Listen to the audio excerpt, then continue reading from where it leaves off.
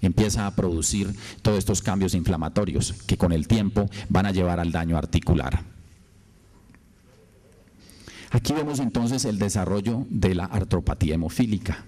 Y de nuevo, este desarrollo, esta secuencia, puede llevar unos cuantos años o puede llevar hasta 10 años. Todo depende de la frecuencia con que esté este individuo sangrando. Al principio empieza a haber un engrosamiento aquí de los huesos, ya con el tiempo empieza a desarrollarse osteofitos, empieza a desarrollarse osteopenia, y empieza ya a haber el daño a nivel articular, hasta el grado, aquí un grado ya de artropatía, grado 4 o 5, donde ya desaparece completamente lo que es el cartílago en estos individuos. Y esto, como ya mencioné, puede tomar hasta 10 años. Todo depende de la frecuencia con que estos individuos estén teniendo el sangrado. Ahora, más recientemente, se está hablando acerca de realmente qué es la sinovitis, porque con el tiempo lo que hemos hecho, un individuo tiene un sangrado, le damos tratamiento 1 o 2 días, el dolor desaparece y paramos el tratamiento, por decirlo a los individuos que no están tomando profilaxis. Pero es realmente esto lo indicado, que se trate por 2 días, 3, hasta que el dolor desaparezca y ya suspendemos el tratamiento. Bueno, ahora se está viendo algo de información donde es posible que esta sinovitis pueda quedarse en la articulación o mantenerse en la articulación hasta 7 días después. Como ya mencioné, esto es una inflamación que se produce a nivel articular, va a haber inflamación seguramente con una liberación de citoquinas y todo un sistema inflamatorio que ocurre a este nivel. Y hay otros datos que dicen que de pronto esta inflamación puede permanecer de 4 hasta 10 semanas después. Entonces aquí nos venimos haciendo preguntas, bueno, entonces de pronto estamos haciendo un tratamiento inadecuado. Es posible entonces que estos individuos necesiten para cada sangrado articular un tratamiento más prolongado. Y es en este momento lo que todavía no sabemos. Hay algunos estudios que se están empezando a realizar y hay algunos modelos ya animales donde se están viendo entonces los daños articulares que realmente se producen en la hemofilia. Este fue un estudio también muy importante que se hizo en Estados Unidos, se publicó en el 2006, donde voy a hablar un poco más acerca de él más adelante, pero se vio que en niños que estaban recibiendo profilaxis, que no tenían sangrados clínicos, al final del estudio se le hizo una resonancia magnética y esos niños tenían daños articulares o tenían alguna evidencia de artropatía, a pesar de no tener ninguna manifestación clínica. Entonces eso nos pone a pensar, de pronto están estos niños teniendo sangrados subclínicos que no tienen ninguna sintomatología y es posible entonces que o no los estamos detectando o no estamos dando un tratamiento suficiente para que no se produzca este daño articular. Entonces una de las preguntas que yo siempre me hago es, ¿estamos haciendo lo suficiente para prevenir la enfermedad articular en los pacientes con hemofilia? Bueno, esta pregunta pues yo creo que tiene muchas respuestas y todo depende a quién hagamos la pregunta. De pronto, ¿en qué país hagamos esta pregunta? Si vamos, por ejemplo, a Suecia, a Finlandia, a Dinamarca, donde todos los pacientes tienen donde hay factor suficiente para hacer profilaxis a alta dosis, de pronto sí están haciendo lo suficiente.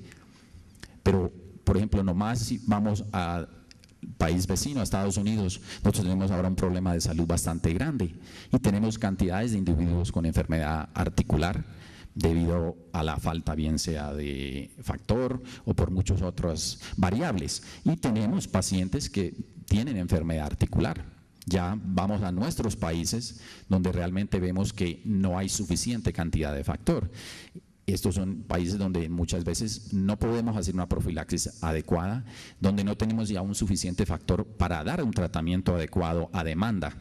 Entonces es importante siempre hacernos esta pregunta, ¿estamos haciendo lo suficiente? Entonces yo creo que por eso es importante siempre mirar estos estudios y tener de pronto todo tipo de relaciones, sobre todo con nuestros gobiernos, con nuestros sistemas de salud, para ver la forma realmente de implementar algún tipo de profilaxis para este tipo de pacientes. Entonces, estos son los tipos de lo que queremos prevenir en nuestros adultos. Lo ideal es empezar a hacer profilaxis desde muy temprano y ahora voy a hablar un poco acerca de esto para realmente llegar a que estos individuos lleguen a este tipo de deterioro articular. Entonces, algunos datos acerca de la hemofilia. Nosotros sabemos que los pacientes con hemofilia severa van a tener enfermedad articular hasta en un 90%, eso ya está documentado. Pacientes, si no tienen profilaxis, esos individuos van a tener daño articular. Los que no sangran son un grupo minoritario, de un 10 a un 15% que van a tener tal vez sangrados mínimos que todavía se consideran severos, pero la gran mayoría de estos pacientes van a tener algún grado de enfermedad articular y por lo general tienen en promedio un sangrado o dos al mes y muchas veces más. Hay muchos pacientes que sangran semanalmente. Y vemos que estos pacientes, por lo menos el 50% de los pacientes van a tener algún tipo de restricción de la actividad debido a el daño articular. Y solamente, como hablé, una gran minoría, un 5% menos, van a llegar a tener articulaciones normales. Entonces, ¿cuáles son realmente las definiciones de profilaxis? ¿Cómo podemos definir nosotros la profilaxis? Las primeras definiciones que se hicieron, entonces tenemos la profilaxis primaria y la profilaxis secundaria. La profilaxis primaria, ¿qué es? Es simplemente una administración regular y a largo plazo de factor desde una edad temprana para prevenir el sangrado y prevenir el daño articular.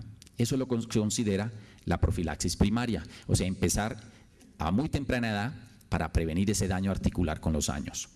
Tenemos ya la profilaxis secundaria, que es el uso periódico de factor, bien sea a corto plazo o a largo plazo, para disminuir el número de sangrados y prevenir daño subsecuente. O sea, estos son ya individuos que tienen enfermedad articular, pero queremos prevenir un daño posterior. Luego de que salieron estas definiciones, pues ha habido muchos consensos, donde pues, se han reunido muchos expertos en diferentes países y se ha tratado de hacer algunas definiciones adicionales. Lo que se está utilizando ahora más es, todavía hablamos de la profilaxis primaria y secundaria, pero existe la profilaxis primaria basados en la edad, o sea, que es el tratamiento continuo a largo plazo que se empieza antes de los 2 años de edad y antes de que se documente que hay un daño articular, o sea, se empieza a muy temprana edad, antes de los 48 meses de edad. Y se define el tratamiento continuo a largo plazo es que se dé por lo menos 46 semanas del año seguido. Ya tenemos la profilaxis primaria determinada en el primer sangrado. Entonces son individuos que se le da de nuevo factor continuo a largo plazo desde el momento que tiene el primer sangrado articular, sin importar la edad. Eso se considera entonces profilaxis primaria.